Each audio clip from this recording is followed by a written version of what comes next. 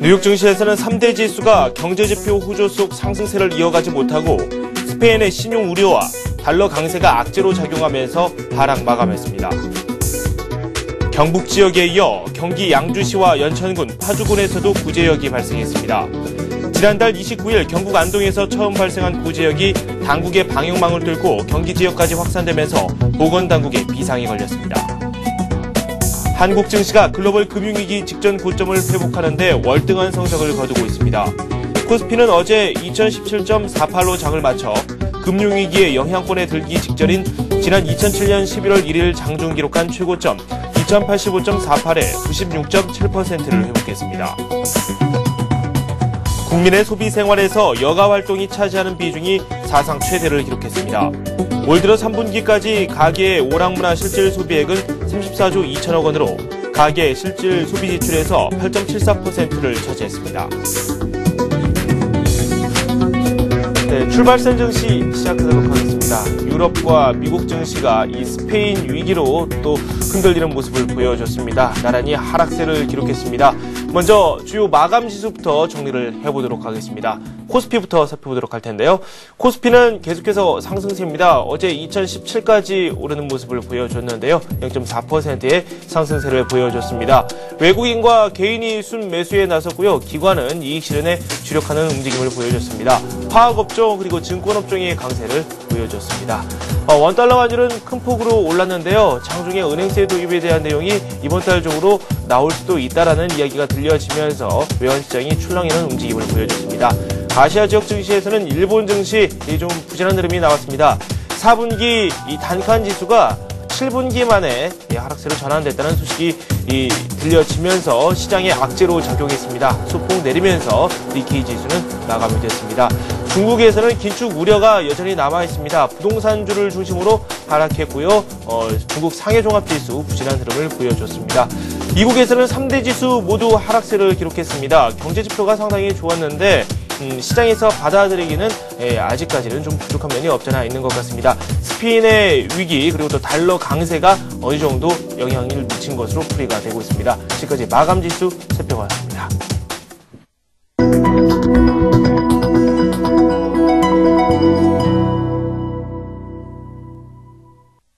교보증권 양평동 지점에 오기철 차장 연결되어 있습니다. 오늘의 센 전략 시작합니다. 안녕하세요. 네, 안녕하십니까. 고점을 계속해서 높이고 있습니다. 2000선 지지를 생각하고 있었는데 2010선을 넘어섰고요. 점차 고점을 높여가고 있습니다. 어제 우리 증시 상황부터 정리해 볼까요? 전일 국내 증시 같은 경우도 지금 계속 좀 상승 흐름이 계속 이어지고 있습니다. 상승 흐름은 이어지고 있지만 지금 흐름상 보게 되면 상승 이제 그 각도는 좀 약간 둔화되는 그런 국면에 좀 있는 것 같습니다. 그렇기 때문에 일단 시장 흐름은 어느 정도 상승 흐름이 좀 계속 이어지겠지만 그렇다고 해서 상승의 탄력은 좀 약간 좀 둔화되는 그런 모습을 보였습니다. 어제 같은 경우도 업종별로 보면 전반적으로 어제도 이제 대형주 중심으로 특히 이제 조선주 관련주들의 흐름들이 상당히 좀 괜찮은 흐름을 나타냈었고요. IT 관련주들의 흐름은 좀 약간 좀 쉬어가는 그런 국면이었지만 그렇다 하더라도 최근에 상승폭을 본다고 하면 쉬었다 가는 것이 좀 너무나 당연하지 않나 일단 그런 생각이 들 정도로 어제 좀 자연스럽게 쉬는 자리에서 좀 쉬어가는 그런 흐름이 나왔습니다. 일단 한번 차트 한번 보시겠습니다. 네. 국내 지금 그 월봉 차트입니다. 국내 월봉 차트를 보게 되면 2007년도 가장 고점이 2085포인트였었는데요. 지금 2017포인트, 2000포인트를 일단은 터치를 하고 나서 그렇다 하더라도 지금 계속해서 양봉을 나타내고 있습니다. 일단은 지금 단기적으로 본다고 하면 정고점을 이제 돌파를 할 것인지에 대한 그러한 추측들이 많이 나오고 있는데 정고점 돌파가 문제가 아니라 향후 이제 2400선 좀 많게는 2700선까지 보는 흐름들이 나오기 때문에 이런 단기적인 상승 흐름이 일단 잠깐 쉬어가는 그런 국면이 된다 하더라도 다시 또 5일선과 21선의 지지를 받으면서 앞으로 향후 계속 갈 수 있는 그런 흐름이 이어지지 않을까 일단 그렇게 보여집니다. 네, 순환매도 상당히 빠르게 진행되고 있어요. 어제는 또 화학업종이 좋은 흐름이 나왔는데요. 이 업종별로 특징적인 부분을 한번 저희가 따로 한번 살펴볼까요? 예, 일단은 뭐 업종별 순환매가 요즘 상당히 빨리 나타나고 있습니다. 네. 한번 종목 한번 호남석유 한번 보실까요? 네. 어제 이제 그 호남석유 같은 경우가 26만 원대, 27만 원대 박스권 상단을 강하게 돌파를 해줬죠. 네네. 이런 흐름들이 호남석유뿐만 아니라 여타 이제 LG화학이라든가 이런 여타 화학 관련주들의 흐름도 좀 계속해서 괜찮게 나타나는 흐름을 나타내고 있습니다.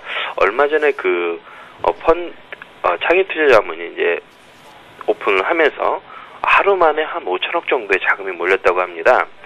이런 흐름을 따라서 지금 시장에 뭐 그 자금 대기하고 있는 자금들이 상당히 많다는 그런 것들을 좀 보여주고 있는데요.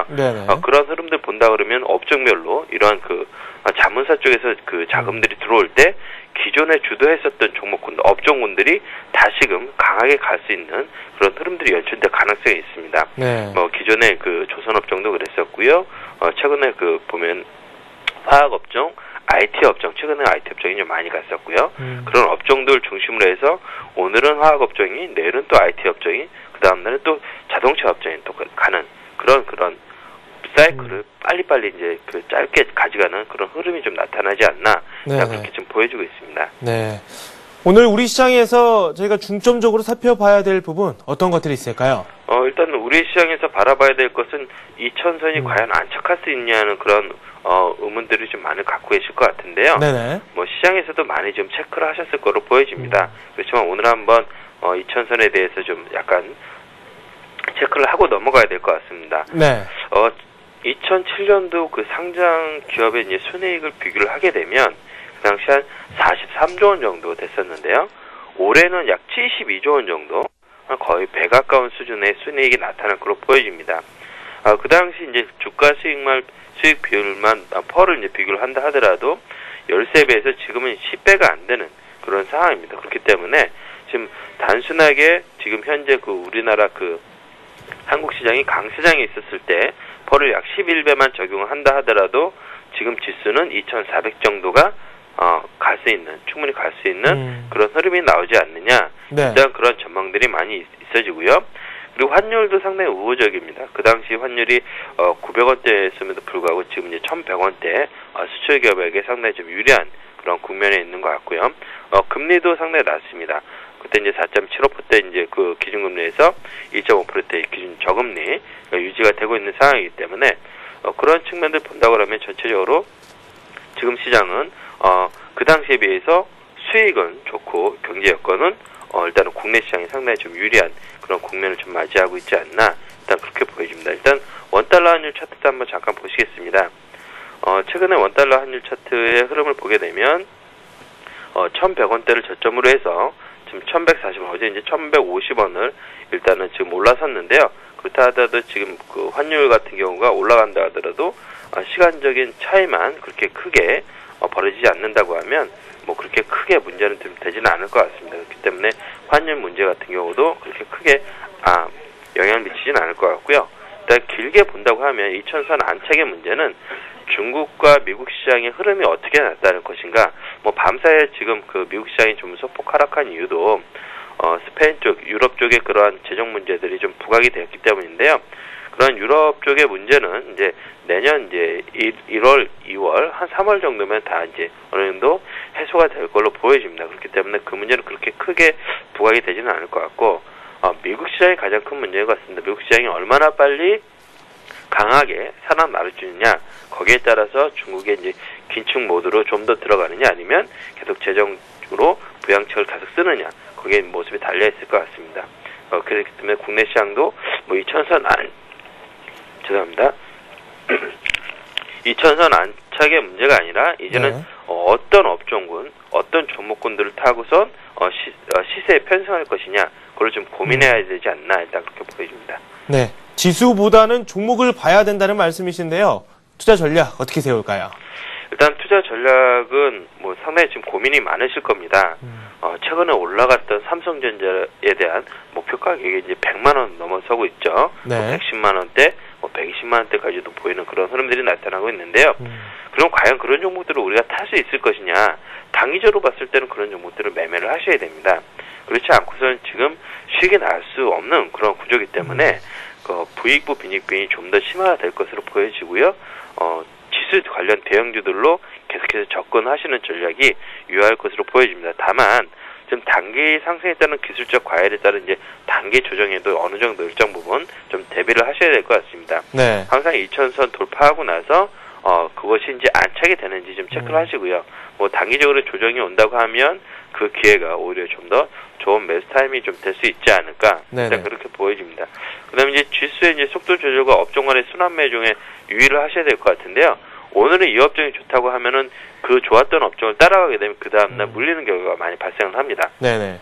그렇기 때문에 업종별 순환매를 염두에 두시고 며칠 동안 안 갔던 업종을 좀 미리 길목지키기에 나서서 미리 매수하셨다가 올라갈 때 파는 그런 전략들이 좀 유효할 걸로 보여지고요. 네. 기간 조정을 거친 어제 이제 화학이 그동안 좀 쉬었다가 어제 강하게 기관 쪽 매수가 들어오면서 화학 섹터가 좀 좋아졌었죠.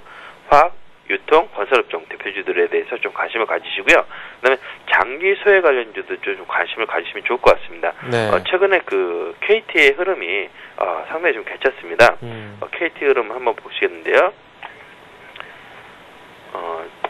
차트에 보시면 KT가 일단은 그 정고점 이제 47,000원 박스권, 이제는 좀 길게 보면은 5만원 박스권, 이제 48,000원 박스권을 돌파를 하게 되면 그 뒤로는 매물이 그렇게 크게 없는 상황입니다. 네네. KT가 이런 상황이고요. 그다음에 장기적으로 소외됐던 뭐 대표적인 종목 또 한 종목 본다 그러면 이제 한국전력입니다. 한국전력이요? 예. 한국전력 흐름 보게 되면 1년 내내 빠지기만 했습니다. 1년 내내 빠져서 이제 이거 갖고 계신 분들은 상당히 좀 힘든 한 해가 좀 되지 않았을까 싶은데요. 네. 이 차트를 한번 이렇게 보게 되면 이제는 어느 정도 하락 추세가 좀 마무리되는 국면에 오지 않았나. 일단 그런 생각이 듭니다. 지금 그 외국인하고 기관들, 최근에 외국인들 보게 되면 한 3일간 좀 매수가 좀 들어오고 있는 것이 좀 파악이 되고 있는데요. 네네. 이런 측면들 본다 그러면 그동안 좀 소외가 됐던 기관 전력망 같은 전기가스, 통신 관련주, 통신은 뭐 배당도 이제 해당이 되고요. 네네. 관심을 갖고 이런 종목들도 서서히 좀 담아가는 국면이 좀 돼야 되지 않나, 딱 그렇게 보여집니다. 네, 뭐 배당주로서의 매력이 통신주가 있다라고 말씀을 마지막으로 덧붙여 주셨는데요. 저희가 좀 넓게 살펴봤는데요. 한 가지 종목으로 그 시선을 압축시켜 보도록 할까요? 예.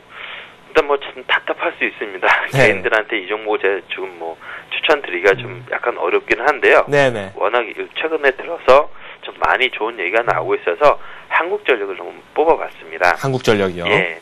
2011년부터 자산 그 2조 원 이상 되는 그런 기업 집단에는 국제 회계 기준이 이제 도입이 되게 되겠죠.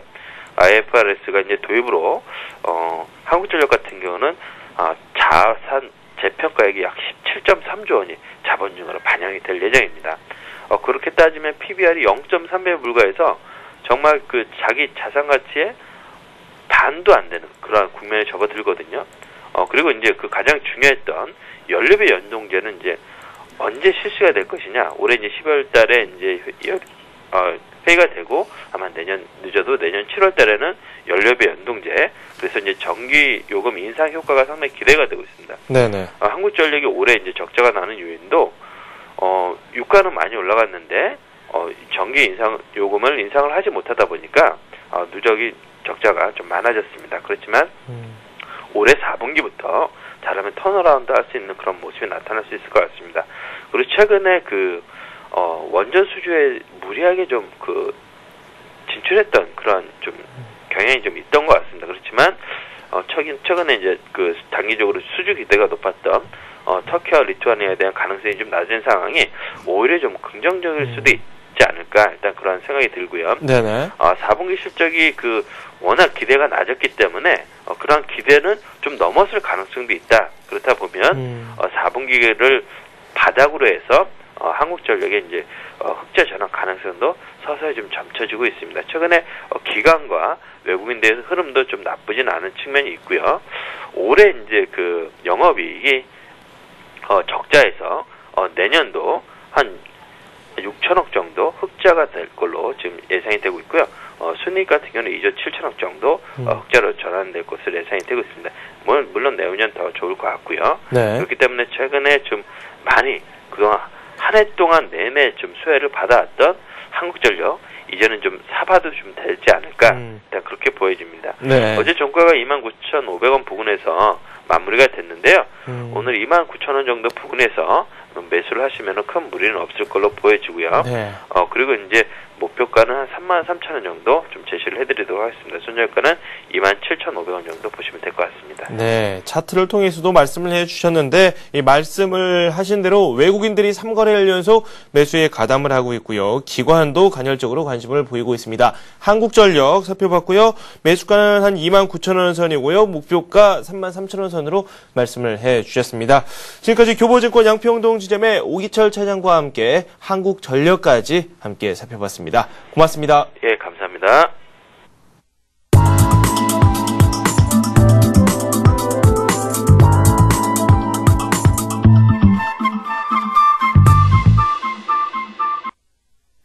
뉴스 속에서 테마주를 찾아보도록 하겠습니다. 이번에는 이트레이드 증권 용산점의 최건영 실장과 함께하도록 하겠습니다. 안녕하세요. 네, 안녕하세요. 네, 먼저 저희가 지난번에 살펴봤었던 종목들 중심으로 한번 체크를 해볼까요? 네. 지난주에는 CJ 미디어 그룹 합병, 그리고 국내 최대 콘텐츠사가 탄생할 것이다, 이런 뉴스의 타이틀을 가지고 온미디어, 엠넷미디어 두 종목을 봤었죠. 네. 주가 동향이 뭐 최근에 시장이 2,000포인트로 올랐으면서 대형주 중심의 장세가 됐기 때문에 글쎄요, 온미디어, 엠넷미디어 약간은 소형주 중심이었었는데 큰 시세가 뭐 분출하지는 않았습니다만 그래도 시세 흐름은 양호하다라고 판단을 좀 해보고요. 온미디어 지난번에 4,200원 매수 보자 이렇게 말씀을 드렸는데요. 어제 종가가 4,255원, 뭐 추천 대비라면 뭐 플러스 1.3% 정도 시세가 진행이 되었습니다. 그런데 수급 관계를 이렇게 보니까요, 수급 관계가 상당히 좋은 것 같습니다. 쭉 보시면은 기관과 외국인의 매수 수급이 끊임없이 좀 이루어지고 있거든요. 어제 같은 경우도 기관이 한 10만 개 정도 순매수, 외국인도 한 15만 개 정도 순매수, 이런 그 수급 관계가 굉장히 긍정적인 것을 볼 수가 있습니다. 네. 아직은 이 주가라고 하는 게 사실은 어느 일정 부분에서 갑자기 양봉을 치고 한 방에 뭐 10%, 15% 가는 경우가 많습니다. 그 순간을 기다리기 위해서 또 주식 투자에 임하는 경우가 많은데요. 네. 글쎄요, 한 방 정도가 좀 강하게 좀 나올 타이밍이 되지 않았나라는 좀 성급한 판단을 좀 해봅니다만, 네. 어떤 흐름은 좀 좋은 것 같습니다. 제가 추천 말씀드리고 어제 그저께 4,460원 고점도 살짝 줬습니다만 그 고점은 좀 만족스럽지는 못하고요. 지난번에 목표 한 15% 이상은 좀 수익이 나지 않을까 좀 판단을 해보고요. 또 더불어서 엠넷미디어 같은 경우도 네. 매수 추천 3,250원 말씀을 드렸는데 어제 종가가 3,350원 플러스 한 3.07% 상승 마감을 했습니다. 엠넷미디어 같은 경우도 역시 수급 관계를 보면은요, 기관이 최근에 5일 연속 순매수가 계속 이루어지고 있는 그런 모습을 볼 수가 있거든요. 그래서 수급 관계는 굉장히 좋다. 그래서 시세 분출을 대기하고 있을 뿐이지 사실 이 종목이 뭐 추세가 꺾이거나 또 하방으로 내려간 그런 형태는 전혀 아니다. 그래서 주요한 세력은 떠나지 않았다. 그래서 사실 좀 시세를 좀 기다려보자 이렇게 좀 말씀을 드리고 싶고요. 네. 홀딩 관점 말씀을 드리고 싶고요. 목표 수익률 정도는 충분히 가능하지 않을까 봐요. 네. 또 최근에 그 관련 종목 CJ, 오미디어 홀딩스, CJ 인터넷 사실 같이 묶어서 봐야만 하는 그런 종목이었었죠. 그런 패턴으로 볼 때 동시다발적으로 그 미디어 그룹 관련한 종목 아직은 뭐 그 뉴스 플로우가 진행되고 있는 사항이기 때문에 시세 분출 한번 기대를 해보도록 하겠습니다. 네. 두 종목 모두 네. 시세 분출이 기대가 된다라고 말씀을 하셨는데 그렇다면 미처 매수를 하지 못하신 분들도 한번 접근하는 것도 괜찮겠네요. 예. 지금 혹시 뭐 지금 상황에서 매수는 어떠냐 이렇게 물어보시면 네네. 좀 적정하다라고 봐요. 어제 종가 수준 온미디어 한 4,255원인데 어제 종가 수준, 엠넷미디어도 3,350원, 어제 종가 수준 그 수준에서 매수 다음 봐도 제가 볼 때는 한 4일 정도 눌림이 굉장히 양호하게 진행이 됐거든요. 그리고 제가 최초에 추천 말씀을 드릴 때 장대 양봉이 탄생한 그 자리가 있죠. 네. 그 자리를 훼손하지 않으면은 충분히 세력이 떠나지 않았고 추가 상승 가능성이 많은 눌림목 자리다 이렇게 판단할 수가 있거든요. 네. 지금 위치에서도 신규 매수 진입 이런 부분도 충분히 가능하다라고 봅니다. 네.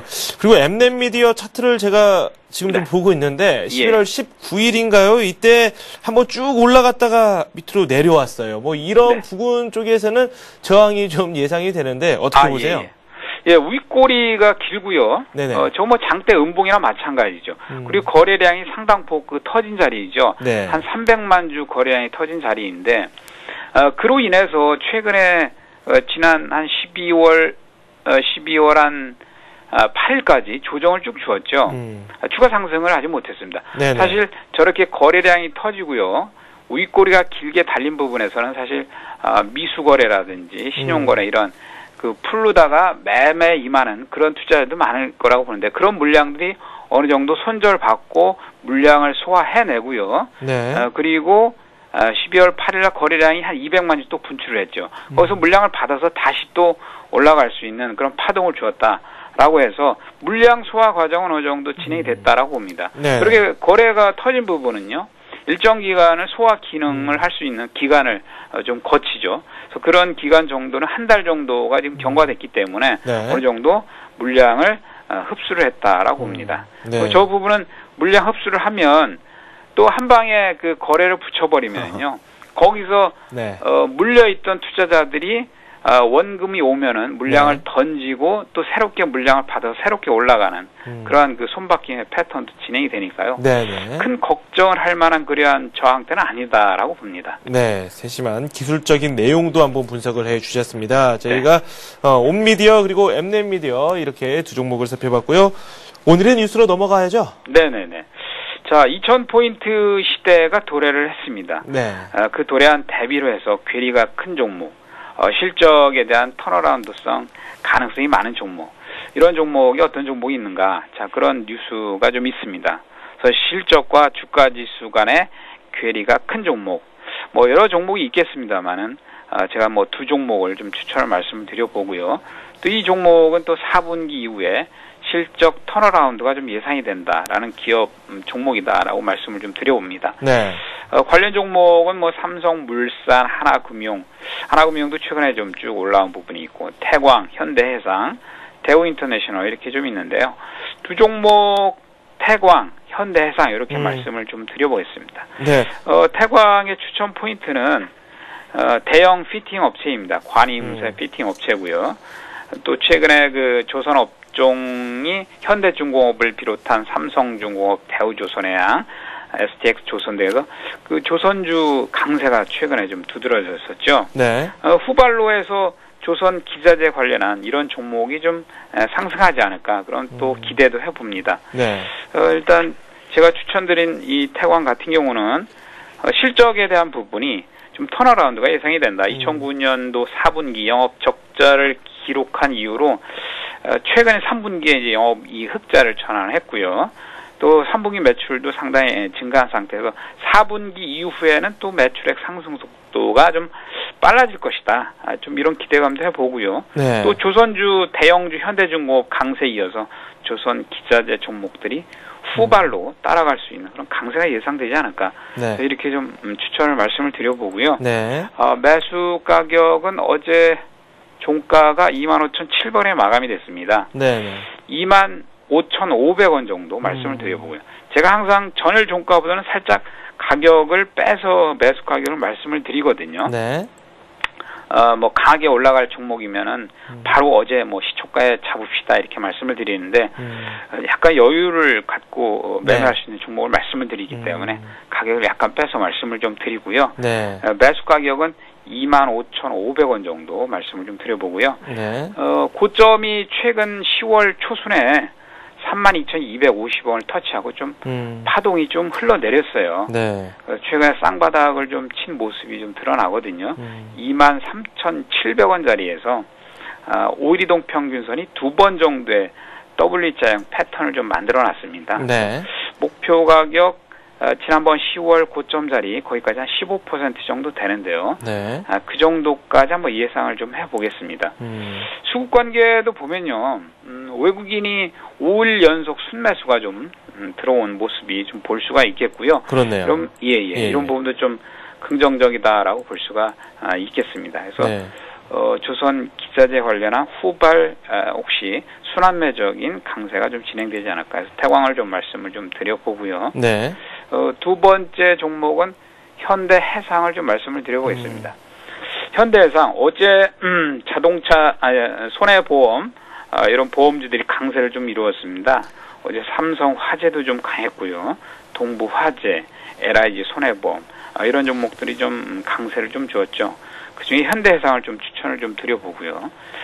수급 관계가 좋기 때문에 좀 말씀을 드려보고요. 어제 보험주들 강세 이유는 자동차 보험에 대한 제도적 개선책 마련이 기대가 된다. 이런 관점에서 좀 강세를 좀 이루어졌습니다. 네. 지난번에 12월 달에 금리가 동결됐죠. 또 추가적인 금리 인상 가능성을 항상 열어두고 있는 상태이기 때문에 보험주에 대한 부분은 언제라도 저가 매수 기회가 나온다면 단기적인 매매 관점도 유효하고요. 지금 위치에서도 약간 V자형으로 단기적으로 올라온 부분도 있지만요. 아직은 직전 고점 26,000원대까지 추가 상승 가능하다 이렇게 판단이 좀 됩니다. 매수 가격을 구체적으로 말씀을 드려보면요. 어제 종가가 24,050원에 마감이 됐습니다. 네네. 매수 가격은 23,500원 정도 말씀을 드려보고요. 네. 최근에 양봉이 한 6일 연속 정도 진행이 됐습니다. 물론 이제 시장이 2,000포인트 올라온 것에 따르는 시장과 연동한 양봉이라고도 볼 수가 있는데요. 네. 매수 가격은 23,500원 정도 말씀을 드려보고요. 네. 목표가 15% 정도만 설정을 해보겠습니다. 네. 11월 초에 고점을 한번 주었죠. 26,000원 정도. 거기까지는 좀 가지 않을까라고 봐요. 최근에 또 V자형으로 올라왔기 때문에 네네. 제가 판단하기로는 21,500원 수준은 완벽한 저점을 찍었지 않았느냐라고 봅니다. 그래서 뭐 조정이나 눌림이 온다라면 충분히 저점 매수가 유효하다라고 봅니다. 네. 일단 현대해상, 보험주 삼성화재나 뭐 기타 여러 가지 종목 많이 있지만은 네. 수급적인 관계가 굉장히 좀 긍정적이기 때문에 네. 수급의 물량도 대량 거래가 좀 최근에 좀 들어온 부분이 있기 때문에 네네. 특정 어떤 기관에서 물량을 담고 있다. 이걸 좀 포커스로 좀 맞춰보도록 하겠습니다. 네. 두 종목 뭐 태광이랑 현대해상을 살펴봤는데 재밌습니다. 이 두 종목 업종도 각각 다르고요. 네. 위치에 있는 그 자리도 다 다른데 네. 현대해상 같은 경우는 기관이 좀 힘을 많이 실어주고 있고요. 태광 같은 경우는 외국인들이 매수를 하면서 네. 각자 좀 다른 움직임을 보여주고 있거든요. 네네. 외국인이냐 기관이냐 어느 쪽 힘이 더 강하다고 볼 수 있을까요? 최근에 투신권에서 전체적인 시장에서 보면은 투신 매도가 2,000포인트 들어서면서 계속 매도가 나오고 있죠. 네네. 근데 기관이 지금 시장에서 전반적인 매도는 이루어지고 있지만은 매도한다 그래서 모든 종목을 매도하는 건 아니거든요. 분명히 일정 특정 부분에서 뭔가 목적이 있는 종목은 매수를 하고 있거든요. 그렇다고 하면 외국인 따라잡기, 외국인 매수 종목 뭐 이런 부분도 좋지만 오히려 이런 상황에서는 기관 따라잡기 이것도 더 유효하다라고 봅니다. 네. 기관이 시장 전체적으로는 매도를 하고 있는데 특정 종목에 있어서는 매수를 한다 그러면 그 특정 종목에 집중을 하고 있다 이런 뜻으로 해석을 할 수가 있거든요. 네. 그렇다라고 하면 지금 현재 시장을 주도하고 있는 외국인 따라잡기가 아니라 기관 매수가 들어오는 기관 매수 종목 따라잡기 이런 관점으로 생각을 해보는 게 오히려 또 역발상적인 매매 전략이 되지 않을까라고 생각이 됩니다. 네, 그렇다면 뭐 태광보다는 현대해상 쪽이 오히려 더 유리할 수도 있다. 현대해상이 네. 최근에 5일 연속 기관의 매수가 좀 집중이 됐기 때문에 네. 지난 12월 2일 이전에도 지속적으로 기관 매수 종목이었어요. 그런데 12월 8일이나 12월 3일 한 3, 4일 정도가 일부 기관에서 물량을 내놨고요. 개인이 받아갖고 다시 또 12월 9일부터 해서 기관이 재차 물량을 담아가는 그런 모습을 볼 수가 있거든요. 네. 수급의 논리죠. 어차피 뭐 수급은 모든 재료에 앞선다라는 증시 격언도 있듯이 네. 수급에서 어떤 특징적인 종목이 있다라면 결론적으로 언젠가는 그 종목이 어떤 재료도 마지막에는 터뜨리고 네네. 수급에 대한 부분도 나중에는 청산하기 위해서 양봉을 강하게 만들어내는 그런 경우를 많이 볼 수가 있죠. 네. 두 종목, 일단은 현대해상 쪽으로 저희가 더 힘을 실어서 살펴보기는 했는데, 두 종목을 매수를 한다, 그럴 경우에 비중 어느 정도 싣는 게 좋을 것 같습니까? 현대해상, 만약에 네. 두 종목을 모두 매매를 한다라고 하시면은, 현대해상 쪽으로 한 60% 정도 비중 매매를 하시는 게 좋을 것 같고요. 네네. 태광보다는 현대해상 쪽에 좀 집중 매매 비중을 좀 더 키우시는 게 좋지 않을까 봐요. 네, 알겠습니다. 이렇게 두 종목 살펴봤습니다. 태광도 살펴봤고요. 현대해상 이야기를 들어봤습니다. 특징적인 부분이 각각 있습니다. 태광 네. 같은 경우는 외국인들의 사랑을 요즘 듬뿍 받고 있고요. 현대해상 쪽으로는 기관들이 계속해서 매수에 나서고 있는 상황입니다. 두 종목 살펴봤습니다. 지금까지 이트레이드 증권 용산점의 최건영 실장과 함께했습니다. 고맙습니다. 네, 감사합니다.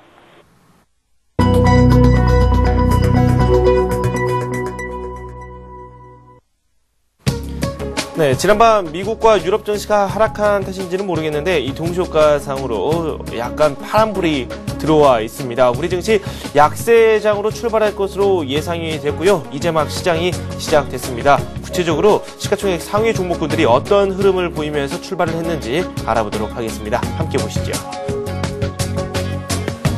네, 먼저 코스피입니다. 파란불이 더 많이 들어와 있죠. 먼저 삼성전자부터 살펴보도록 하겠습니다. 어제 많이 하락했었는데요.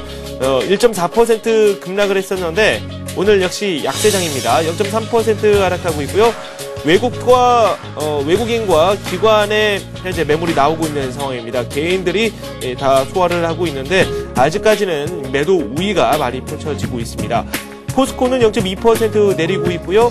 현대차 1.3%, 1.6%까지 내리고 있습니다.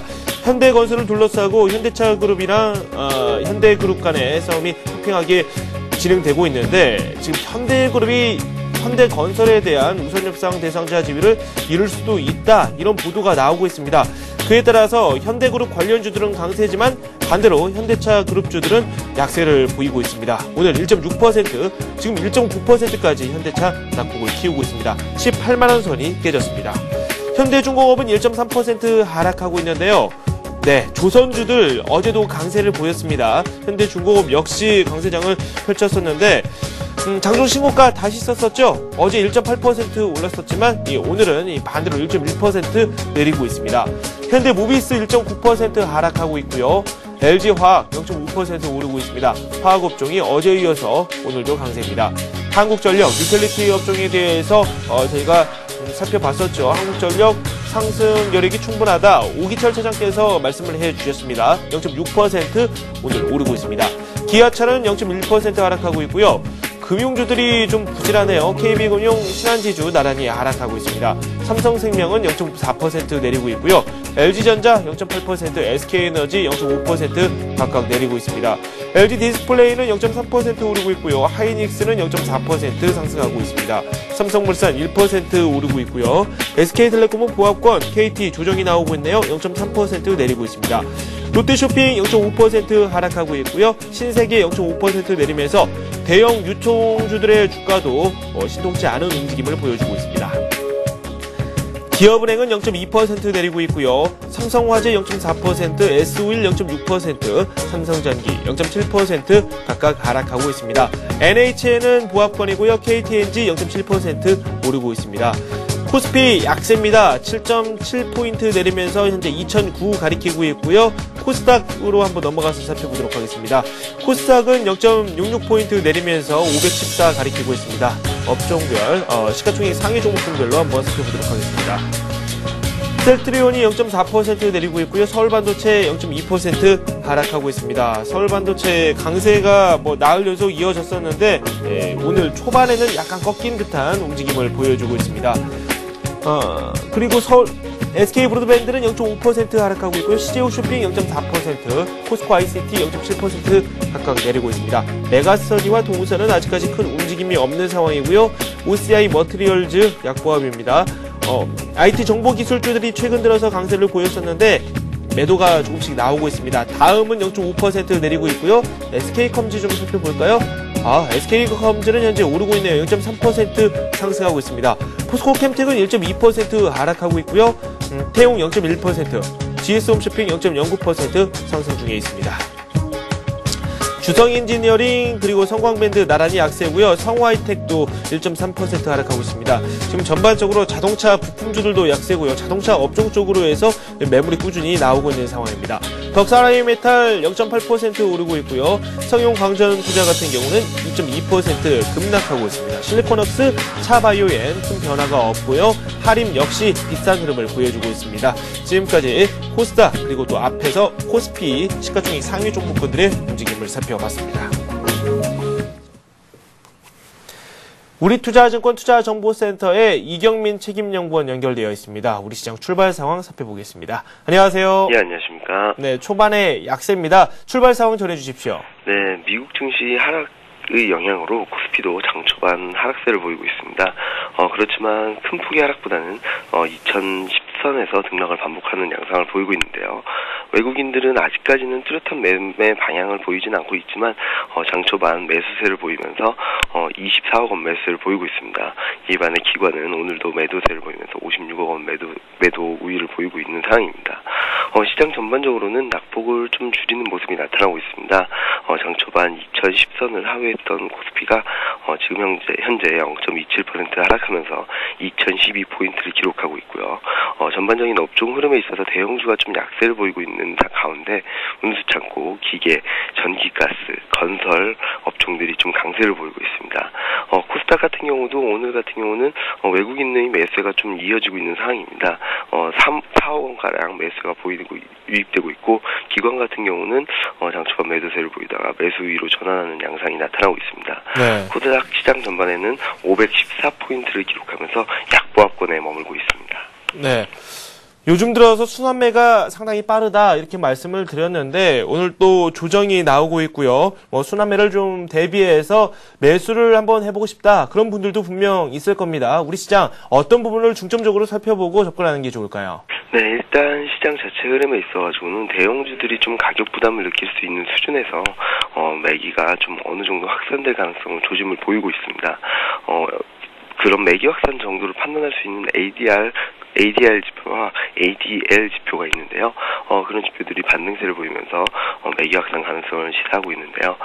그럼에도 불구하고 시장 자체에 있어가지고 적극적인 대응보다는 그리고 매기 확산에 의한 상승 탄력 강화보다는 대형주들 그리고 그동안 가파른 상승세를 보였던 종목들 중심으로는 매물 출회가 나오고 한 템포 쉬어가는 국면이 나타나는 반면에 여타 업종들이 좀 순환매가 나타날 가능성을 시사하고 있다고 보고 있습니다. 네. 그렇지만 지나친 매기 확산을 좀 예단한 매매는 좀 자제할 필요가 있지 않나는 생각을 하고 있는데요. 외국인 수급 주체가 여전히 외국인이라는 점 그리고 중소형주의 상대적 강세를 이끌 만한 개인 투자자들이 좀 여전히 시장 참여가 저조하기 때문입니다. 그런 점을 감안해 봤을 때는 가격 메리트에 근거한 매매 전략이 필요하지 않나라는 생각을 하고 있고요. 네. 지나친 매기 확산보다는 실적주 위주의 접근이 좀 바람직하다고 보고 있습니다. 특히 외국인 기관의 매매 패턴상 업종 대표주 간에도 순환매가 이어질 가능성이 높다고 할 수 있는데 단기적으로는 화학 그리고 운수장비 업종이 좀 더 유리하지 않나라는 생각을 하고 있습니다. 네, 화학, 운수장비 업종 이미 화학 업종 쪽으로는 매수가 조금씩 들어오고 있고요. 운수장비 업종 쪽으로 다시 한번 노려보자. 자동차 업종이 최근 들어서 좀 불안한 움직임을 보여주고 있는데 이 기회를 한번 노려보자 그런 말씀을 해주셨습니다. 지금까지 이경민 책임연구원과 함께 현재 우리 시장 출발 상황 살펴봤습니다. 고맙습니다. 예, 감사합니다. 외환 그리고 채권 시장도 살펴봐야 되겠죠. 리딩투자증권의 하창봉 과장 전화 연결되어 있습니다. 안녕하세요. 네, 안녕하십니까. 네, 먼저 외환 시장부터 살펴봐야 될 텐데 어제 좀 출렁이었죠? 예, 어제 좀 많이 출렁했던 것 같습니다. 오늘 일단 어제 이제 종가가 1154원 40주전을 마감했었는데 기준가에서 오늘 아침 같은 경우 8원 20전 급등한 1164원으로 출발했습니다. 가장 어제부터 외환시장이 가장 요동을 쳤던 가장 결정적인 이유는 이제 은행세 이야기죠. 어제 같은 시장에도 달러가 좀 강세를 보였다는 점 그리고 국내 은행세 뉴스는 이제 급등을 했는데 어제 같은 장이 이제 1143원 정도 출발한 이후에 이제 부가 뉴스가 나왔고 네. 그러다 보니까 역내외 매수세라든지 쇼크브링이 빠르게 들어오다 보니까 어저께 장중 고점 수준에서 마감을 했고 오늘 아침 시장 자체도 이제 NDF 시장 그대로 반영되면서 좀 강세 출발을 했던 것 같습니다. 네. 지금 현재 출발 상황을 좀 살펴보니까 이 3월 30전 오르면서 장이 전개되고 있습니다. 어제 나왔던 그 뉴스 재료들이 좀 약간 이어지고 있는 듯한 그런 움직임이에요. 오늘 장 전망은 어떻습니까? 예, 이제 지금 외환시장 같은 경우는 크게 두 가지를 캐테고리를 나눠서 봐야 되는데, 첫 번째 이제 유럽 쪽이죠. 유로존 리스크, 이제 스페인이 다시 이제 신용등급 강등 우려가 좀 나왔고, 현재 스페인 같은 경우는 이제 신용등급이 그 AA-1인데, 거기에서 약간은 뭐 계속적으로 나왔기 때문에 유로존 리스크가 지금 2,000포인트를 상승한 상황에서 다시 한번 불거졌다는 거. 네. 그러다 보니까 미국 국채금리가 다시 계속적으로 상승 분위기 이어갔고, 뭐 달러, 유로 같은 환율이 1.32까지 보이다 보니까 달러 강세가 좀 나왔다. 그런 게 좀 나왔고요.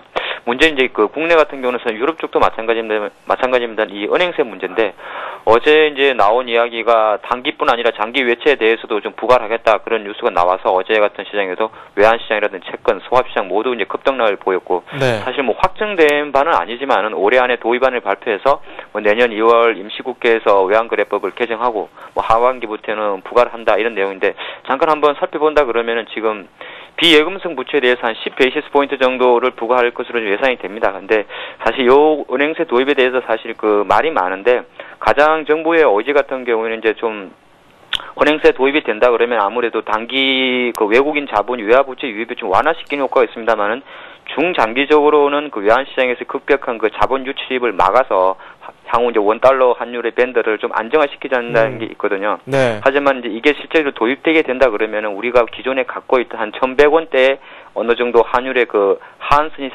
상승되는 효과는 있습니다. 그렇다 보니까 네. 아무래도 국내 기업은 좀 수출 비중이 높기 때문에 수출 기업의 채산성은 좋아질 거라 볼 수 있습니다. 즉, 지금 이 연말을 앞두고 내년 정도를 하면서 은행세가 도입되는 가장 결정적인 이유는 현재 지금 선진국 시장 자체가 어떻게 보면 양적 완화 정책에서 풍부한 유동성을 바탕으로 아시아 이머징 국가로 자금이 유입되고 나서 생길 수 있는 그 자본 유출입에 대한 변동성을 사전에 좀 차단하겠다. 이런 취지로 받아들이면 될 것 같습니다. 네. 채권 시장도 살펴보도록 하겠습니다. 조금 전에 말씀을 해주셨던 은행세 도입과 관련한 그런 소식 때문에 채권 시장에서도 좀 이게 악재로 작용하는 듯한 그런 움직임이 나왔습니다. 어제 장부터 좀 살펴보죠. 예, 그 채권 앞서서 이제 원달러 전망은 안 한 것 같은데, 오늘 그래서 한 1,150원 정도는 지지하면서 약간 상승세는 좀 이어갈 것 같기 때문에, 네. 당분간 원달러 좀 약세 반등 구조는 이어진다고 보는 게 좋을 것 같고, 네. 바로 이어서 채권 시장 말씀드린다 그러면 어제 같은 경우 상당히 많이 급락을 했었죠. 미국 국채금리 급등한 거 은행세 부가 나오다 보니까 어저께 뭐 외국인들이 채권 선물 시장에서 한 8,900계약 정도 매도세가 나오다 보니까 5그레일 만에 매도 우위가 나와서 네. 어제 뭐 111.80까지 급락을 했었는데, 오늘 장도 아침 자체 한 9티 하락한 111.96으로 출발했던 것 같습니다. 네. 일단은 국내 시장에서 증권 시장, 주식 시장 쪽으로 해서 관심을 더 크게 외국인들이 갖게 되고, 거기에다가 이번에 또 은행세 도입과 관련한 그런 악재가 나오면서 채권 시장 위축이 좀 불가피하다 이런 평가까지 나오고 있어요. 채권 시장 전망도 말씀 듣도록 할까요?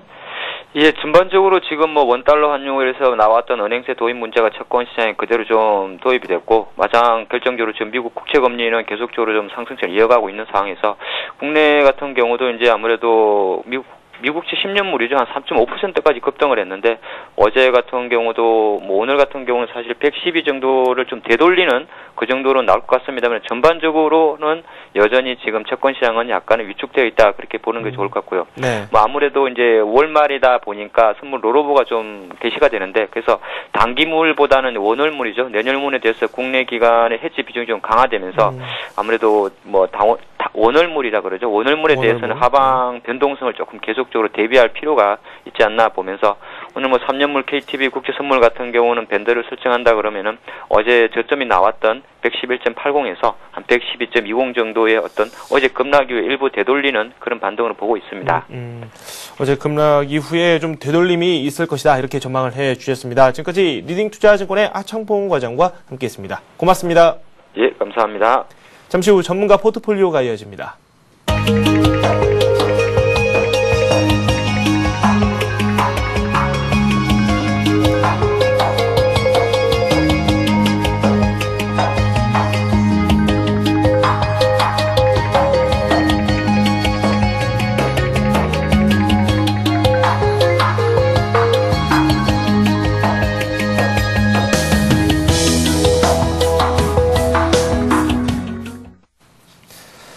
네, 이번에는 이트레이드 증권 민상열 팀장 연결해서 현재 우리 주식시장에 대한 이야기를 나눠보고요. 여기에 발맞춘 투자 전략에 대해서도 한번 저희가 이야기를 해보도록 하겠습니다. 안녕하세요. 네, 안녕하세요. 네, 요즘 좀 급하게 올라왔다 이런 생각이 들어요. 오늘 급했죠, 조정이 예. 나오고 있는데 어떻게 보세요?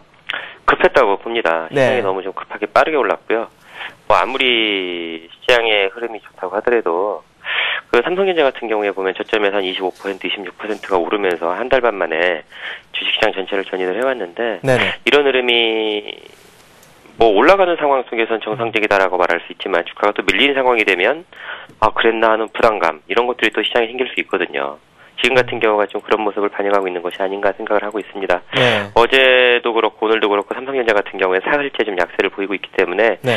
뭐 이거를 좀 건전한 조정으로 본다면은 이제 여기 조정 마친 이후에 다시 상승을 할 수 있는 부분에 대해서 포커스를 맞출 수 있겠지만 네. 그동안 많이 올랐다는 측면들을 좀 간과할 수는 없기 때문에 아무래도 좀 부담스러운 부분들을 고민하면서 지켜보자 이렇게 생각하고 있습니다. 네, 개장 초반이지만 요즘 들어서 순환매가 좀 빠르게 진행되고 있다. 계속해서 그런 말씀을 드리고 있는데 오늘 장에서 초반에 특징적인 부분 업종별로는 어떤 것들을 찾을 수 있을까요? 뭐 대부분이 내리고 있기 때문에요. 네네. 업종별로 의미를 찾을 수 있는 부분들이 그렇게 많지는 않다라고 생각을 하고 있고요. 네. 업종도 업종이지만 이제 어제 흐름하고 오늘하고 이렇게 연관을 지어서 보게 되면요. 어제 중형주가 좋았습니다. 네. 시가총액 규모로 보면요. 오늘 같은 경우에는 소형주가 그나마 좀 반등을 하는 모습이 좀 나타나고 있고요. 네. 이렇게 이거를 좀 이렇게 결부시켜서 말씀을 드린다면 어제 중형주가 좋았던 것도 대형주가 아무래도 시가총액이 크다 보니까 지수에 대한 부담감을 느끼는 것들에 대한 회피의 심리가 작용을 하면서 중형주가 주가 지수가 전체적으로 올랐음에도 중형주가 좋았다고 봐야 될 것 같고요. 오늘 네. 같은 경우에는 소형주가 좋은 부분도 역시 지수에 대한 부담이 적고 그동안 못 올랐던 종목들을 찾자는 생각들이 어제 중형주에서 오늘 소형주까지 좀 연장이 되면서 확장이 되고 있는 부분도 있는 것이 아닌가 이렇게 보고 있습니다. 네, 그렇군요. 아, 투자하기가 상당히 어려워요. 뭐 저희가 지수보다도 종목 쪽에 관심을 두고 지켜보자라는 말씀도 상당히 많이 드리고 있는데 예. 종목 고르기도 상당히 어렵거든요. 많이 오른 많이 종목들이 어렵습니다. 있기 때문에 네, 예. 어떻게 할까요? 많이 어렵습니다. 특히 보시면 오늘 이제 LG화학 같은 종목들이 움직임이 좀 괜찮습니다. 상대적으로요. 근데 어제도 좋았거든요. 예, 삼성전자가 앞서 3일째 내리고 있다고 했는데 LG화학은 3일째 오르고 있습니다. 근데 공교롭게도 보면 LG화학 같은 경우에는 11월 중순에 고점을 친 이후로 이제 한 달 정도 조정을 보이고 네. 한 61선에서 지지를 받고 반등을 하고 있어요. 이거를 다른 데서 해석해서 본다면은 시장의 전체적인 매기가 살아있기 때문에 기술적인 반등 시도가 나올 수 있는 지점에서는 반등을 하고 있다는 얘기거든요. 네네. 시장의 매기가 살아있다. 이게 좀 중요한 말인 것 같습니다. 오늘 보면 삼성전자 아니면 현대차 전반적으로 좀 안 좋은 형태의 모양을 보여주고 있는데 삼성전자는 3일째 약세를 보이고 있는데 이게 시장 전반적인 흐름, 그다음에 투자 심리 자체가 그렇게 꺾인 상황은 아니기 때문에 삼성전자에 대해서도 오늘까지 밀리게 된다면 내일 정도에는 단기적으로 한번 관심을 기울여보는 것도 나쁘지 않다. 그건 대형주에 대한 부분이 되겠고요. 이제 그 외에 종목에 대한 부분들은 앞서 말씀드렸던 것처럼 대형주는 철저하게 업종 내에 있는 대표주들, 특히 이제 IT나 자동차, 화학, 은행 같이 시장을 주도했던 업종들의 순환매 쪽에 포커스를 맞춰서 그 중에서 대표주를 가지고서 순환매 차원에 접근하는 게 맞다라고 보고 있고요. 그 외에 이제 중형주, 소형주가 오히려 시장에서는 주요 타겟이 되지 않을까 싶습니다. 대형주는 순환매 속에서 흘러가면서 시장을 버팀목 정도가 될 걸로 보고 있고요. 중소형주는 정말 수익을 확보하기 위한 과정 속에서 투자자들의 적극적인 참여가 나타날 가능성도 배제할 수 없다. 이거는 연말 연초 사이에 공백을 좀 메워주는 흐름 속에서 관심을 기울여보자 이렇게 보고 있습니다. 네. 제가 좀 앞에서 급하게 올라온 면이 없잖아 있다 이렇게 말씀을 드렸었고 여기에 또 동의를 해 주셨어요. 이 대형주 중심으로 그런 생각이 드는 것이지 이 중소형주 그중에서도 코스닥과 이 코스피 쪽으로는 좀 갭이 벌어진 듯한 그런 모습이 많이 보이거든요. 많이 벌어졌죠. 네, 코스닥 쪽은 어떻게 보는 게 좋을까요? 이제 코스닥 시장 같은 경우에는 거래소 시장에 소형주 움직임하고도 좀 연동되어 있는데요. 보면은 대형주는 워낙에 좋고요. 그다음에 중형주 같은 경우에도 그나마 좀 고개를 좀 들었는데 소형주 같은 경우하고 코스닥 종목하고는 여전히 그 지지선에 굉장히 강하게 막히는 형태의 모양이 나타나고 있습니다. 근데 그쪽에서 이제 중형주 이상으로 소형주 코스닥까지 정말 매기가 많이 확산됐을 건가라고 보면은 아직 우리 시장 내부의 경기나 이익 모멘텀 자체가 그렇게 좋지는 않고 기대치도 많이 높지는 않은 상황이기 때문에 대표주에서 중용주까지의 종목 찾기 과정이 이전은 될 수 있겠지만 소형주 코스닥 종목까지 빠르게 확장되기는 아무래도 좀 어렵지 않겠나라고 생각을 하고 있습니다. 그래서 네. 종목을 찾는다는 관점에서 보면은 규모로 봤을 때는 중형주 정도, 흔히 말하는 옐로우칩에서 찾아보는 게 맞다라고 보고 있고요.